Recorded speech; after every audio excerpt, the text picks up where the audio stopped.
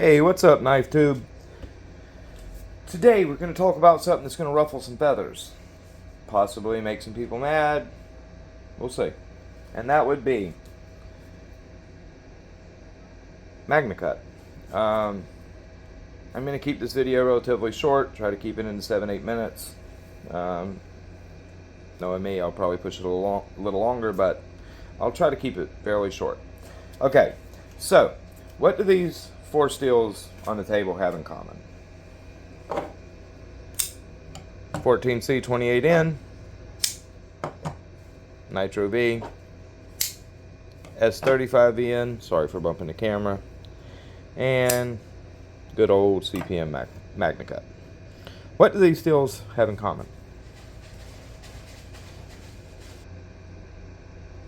I can tell you what they have in common. And that is, all four of them are comprise steels. And what do I mean by comprise steels? Now, let's preface this with, I'm speaking production knives only. Production heat treats. Not custom knives. Not custom heat treats. Production knives. Okay, with that said, they are compromise steels. They compromise on everything to be good at nothing. They're okay at everything. They're good at nothing. 14C is basically the budget version of magnacut. You have great toughness. You have great stainlessness. Relatively poor edge retention.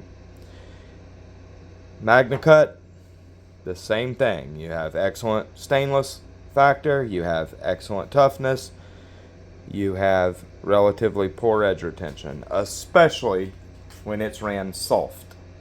And the vast majority of production magnacut is around 61 RC. Even the companies that state, they're running 63, 64, like Kershaw, like Hogue, I've seen, I've poked some Kershaw knives that were bought after they said 63 to 64 is where they're running it, and they're mid 61s. I've poked some Hogues. One of them I got is 64.1, but I also have 3 others that all poked in the high 61s. So you got to factor that. You got to factor that in. The only company I've seen that's been relatively dead, well, not relatively, but been very consistent is Spyderco. We've tested a couple pieces of theirs. They're all right around 62.5. They're targeting that, decent edge retention. They're trying to get the best blend of all 3, but they want that stainlessness. That's why they put it in their salt line. They want peak stainlessness, and as they bring the hardness up, the stainlessness goes down. So they're running it kind of where the all 3 lines cross. They want that peak. Well, production magnacut at 61, 62 RC, especially if the geometry is how your typical folding knives are, it's relatively thick. You just have poor perceived edge retention. It is, I've said it many times, 14C is just, or magnacut is just, in production knives, is just a premium version of 14C.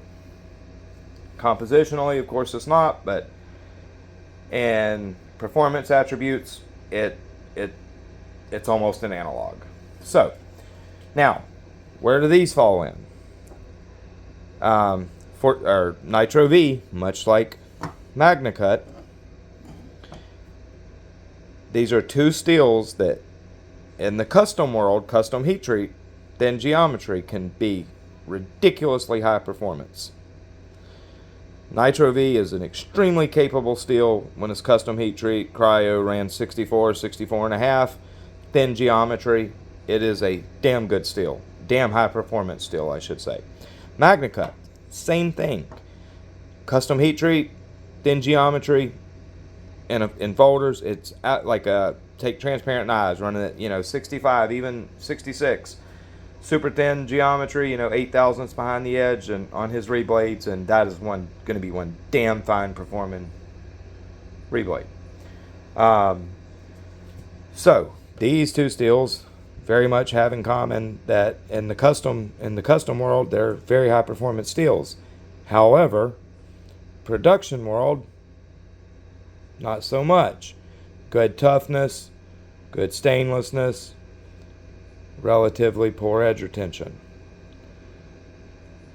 Now, what does S35VN and magnacut have in common?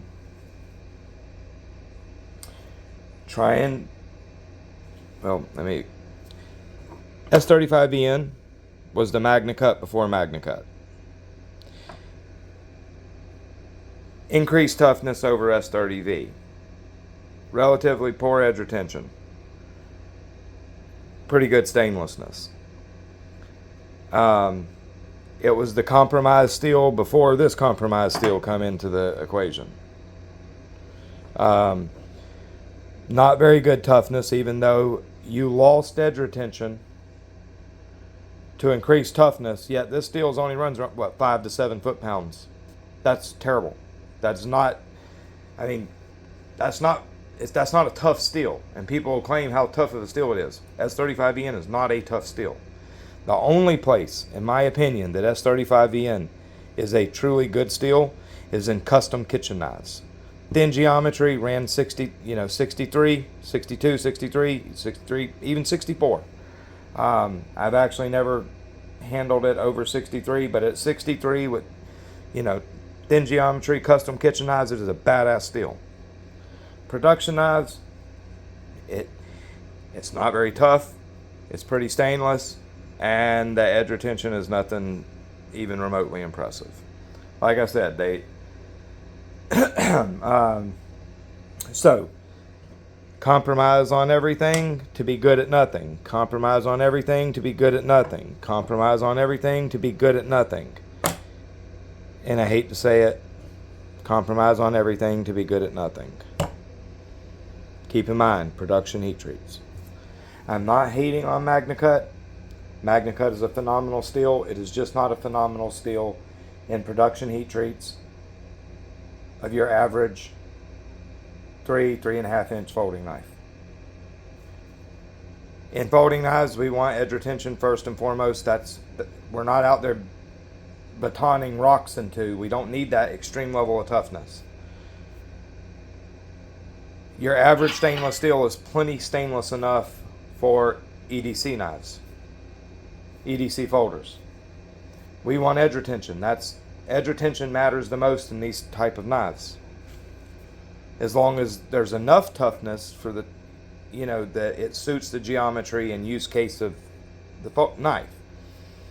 So even something like S90V, incredible edge retention, not super tough, but tough enough for what you're going to be doing with these type of knives, and plenty stainless. So you're not compromising on the thing that matters most in these type of knives to increase two things that you don't need so much. You know what I mean? I'll say it again. magnacut, Dr. Larry Thomas, smart man. Incredible steel, but it is an incredible steel for custom knives, not production folders. It's just not. As much as I love Spyderco, I'll sing the praises of Spyderco till the cows come home. The magnacut stuff, the salt line from them, yes, they're good knives, but if you're not out there in highly corrosive environments to where you really need that outstanding corrosion resistance, you don't, or extreme toughness, which you're not gonna. What would you be doing? What would you be needing that level of toughness in a 3.25 inch folding knife? You just don't. But you know, say you're out there and using that as a dive knife. I can get that. However, S45EM would be plenty stainless. Just, I'm getting flustered here. Great steel in the custom world.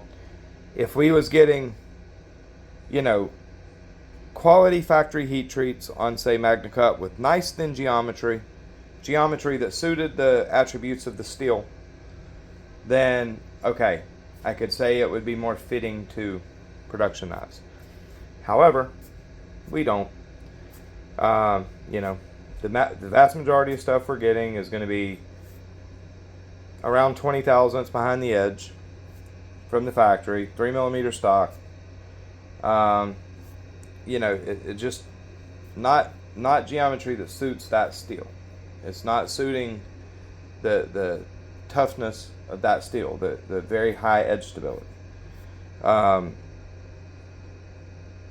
Yeah, so your perceived edge retention of this steel is going to be fairly poor.